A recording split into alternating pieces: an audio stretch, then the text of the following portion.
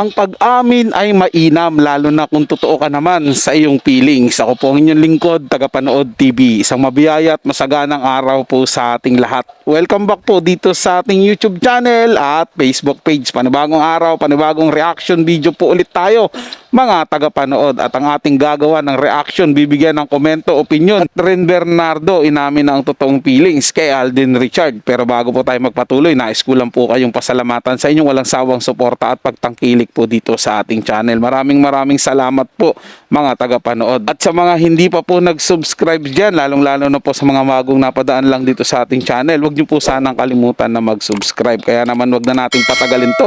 Simulan na po natin ang ating reaction video sa araw na to mga tagapanood. Let's do this! Welcome back sa aking channel. Kapamilya actress Catherine Bernardo inamin na ang totoong feelings niya kay multimedia star Alden Richards. May relasyon na nga ba silang dalawa? Panuurin at pakinggan ang buong detalye.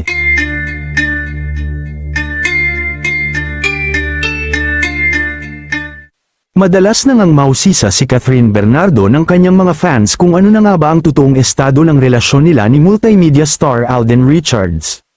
Marami na kasi ang nakakapansin at nakakakita sa dalawa na palagi itong sweet sa isa't isa na tila may relasyon na talaga. Idagdag mo pa dito ang mga larawan nila na nagkalat sa social media na magkasama na aakalain mo talaga na matagal nang may relasyon dahil sa closeness nilang dalawa. At sa latest episode ng On Cue, nitong Lunes 14 ng Oktubre, sinabi ni Catherine na malaki raw ang nagbago sa samahan nila ni Alden mula noong Hello Love Goodbye hanggang ngayon sa Hello Love Again. Pag-amin ni Kath, I think safe to say na compared to Hello Love Goodbye and to Hello Love Again parang medyo malaki ang naging change noon.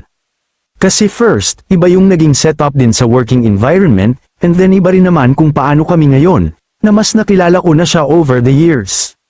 Dagdag pa ng aktres, so if we're talking about comfortability, parang nandun kami sa stage na very comfortable na you can talk about anything. Samantala, tila ganito rin ang naging sagot ni Alden sa naturang tanong dahil sa una nilang pelikula ay wala raw silang pagkakataong magkausap ni Catherine kung paano sila nagkakausap ngayon. Aniya, ngayon lang talaga namin nakilala yung isa't isa kasi before Hello Love Goodbye, parang wala namang ganitong chance to really talk to each other, mas comfortable nga and familiar like what I've said. Kaya naman dahil dito, ayon pa kay Alden ay nagagawa nilang mas maging epektibo ang sequel ng pelikula kumpara noong una, at mas malapit na daw sa puso niya ngayon si Kath kumpara noon, tila seryoso na daw talaga ang puso niya para dito. Siyempre kung si Kath naman daw ang tatanungin ay komportable din siya kay Alden at mas nararamdaman niya ang totoong pagpapahalaga sa kanya nito, at malaya din daw siya na gawin ang gusto niya, kumpara daw sa ibang lalaki na gusto ay sila lang ang masusunod. Hindi naman direktang inamin ni Kath ang totoong estado ng kanilang relasyon, pero ang pinapahiwatig niya dito ay masarap maging karelasyon si Alden dahil sa pagiging gentleman nito. Matatandaan naman na inamin ni Mommy Min na ina ni Kath na botong-boto siya kay Alden Richards kung sakaling magkakatuluyan sila ni Kath dahil mabuting tao daw ito. Kayo mga ka-showbiz, anong masasabi nyo sa ating showbiz topic ngayon? Kung may opinion kayo ay magkomento lang kayo sa aking comment section. Sana nga po mga tagapanood talagang sila na or nagkakaigian na po silang dalawa. Wala naman po sigurong tututol ngayon mga tagapanood kasi parehas naman po silang single. Si Alden Richard wala namang girlfriend. Si Catherine Bernardo medyo matagal na rin hiwalay, di ba?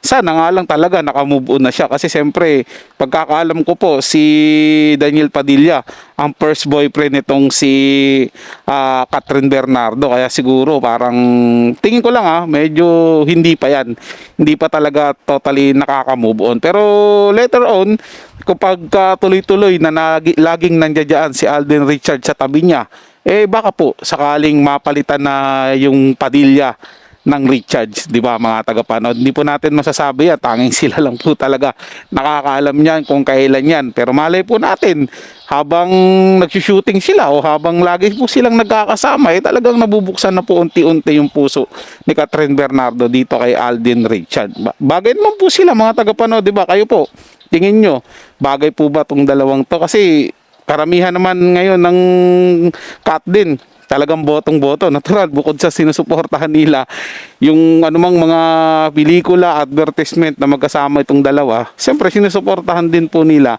na sana magkatuluyan itong dalawa. 'Di ba mga tagapanood? Sana lang po talaga ay hindi sila magaya doon katulad nung nangyari kila Daniel Padilla at Catherine na ang tagal na ng relasyon nagkahiwalay, 'di ba? Kailangan kilalanin po nila at kilatisin talaga yung isa't isa para hindi na po maulit na magkaroon pa ng hiwalayan at hanggang dulo magkasama na sila at happy sila makakabuo ng pamilya. So yun lang po mga tagapanood, na may nagustuhan nyo po yung ating talakayan sa araw na to at kung kayo bago lang po na napadaan dito sa ating channel, huwag nyo po sanang kalimutan na mag-subscribe. Hit nyo na rin po notification bell para lagi po kayong updated sa mga bago pang video na ating ilalabas. Share, like, and comment din po kayo mga tagapanood, ating yung babasahin at pupusuan. So hanggang sa muli po, ito yung Tagapanood TV. Komento at opinion lamang, wala pong personalan. Paalam po at mabuhay po kayong lahat.